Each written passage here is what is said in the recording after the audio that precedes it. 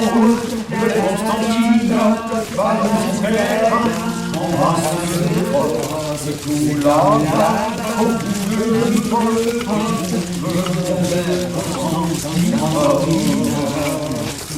Messire Godefroy de Bouillon, duc de Basse-Lorraine, et toute sa troupe ont malheureusement marché sur les traces sanguinolentes de la honteuse et misérable piétaille des maudits brigands. Les terres traversées souffrent encore de leurs odieux vandalismes, et les populations locales leur témoignent une rancune tenace.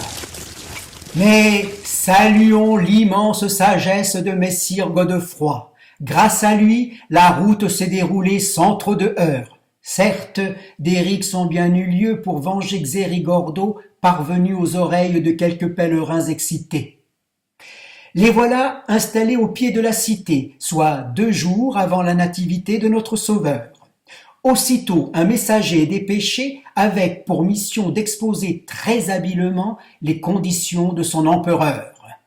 Moi, Godefroy de Bouillon, duc de Basse-Lotharingie, refuse d'être le vassal de l'empereur. Mon suzerain est le pape. Rassuré, l'empereur s'en doutait.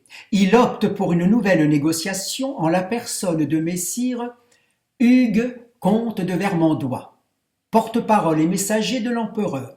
Voilà qui est surprenant, non?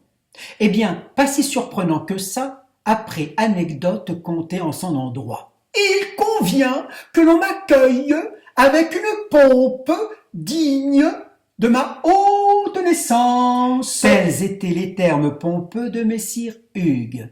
Qu'est Messire Hugues, comte de Vermandois, Comte de Vermont quoi? frère cadet du roi de France.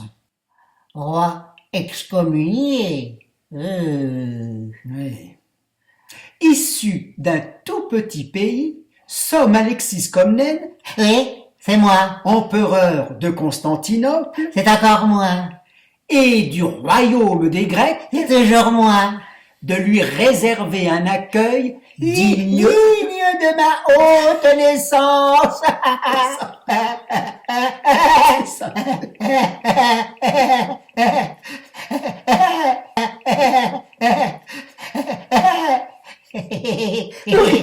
le rire s'impose de lui-même.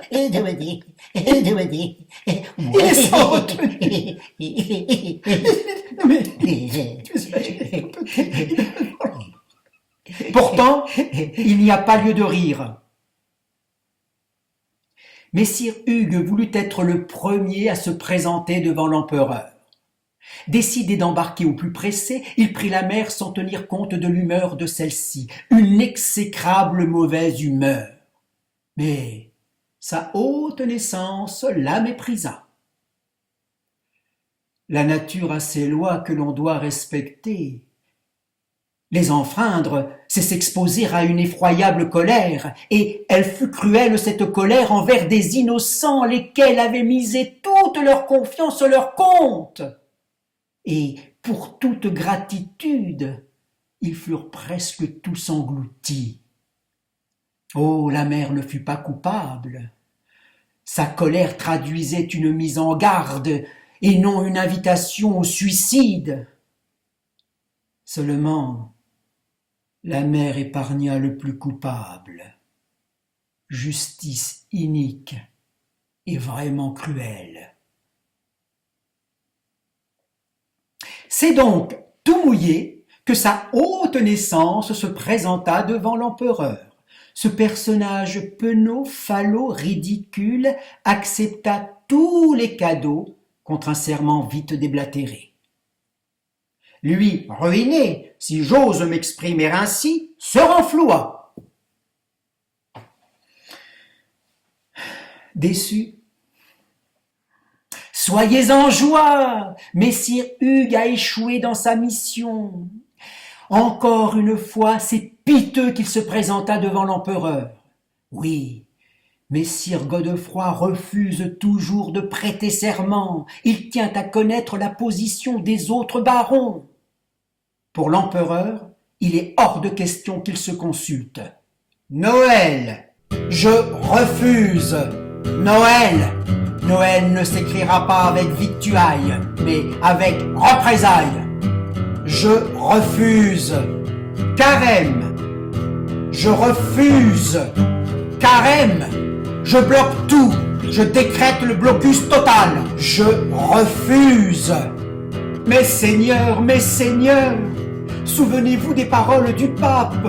Cessez vos querelles entre voisins. Vous êtes chrétiens. Oh que non, il est de Constantinople. Oh que non, il est de Rome. Semaine sainte. Je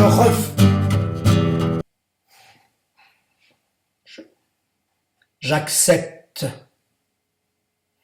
Messire Godefroy, suivi de tous ses compagnons d'armes, passe le bras chargé de présents.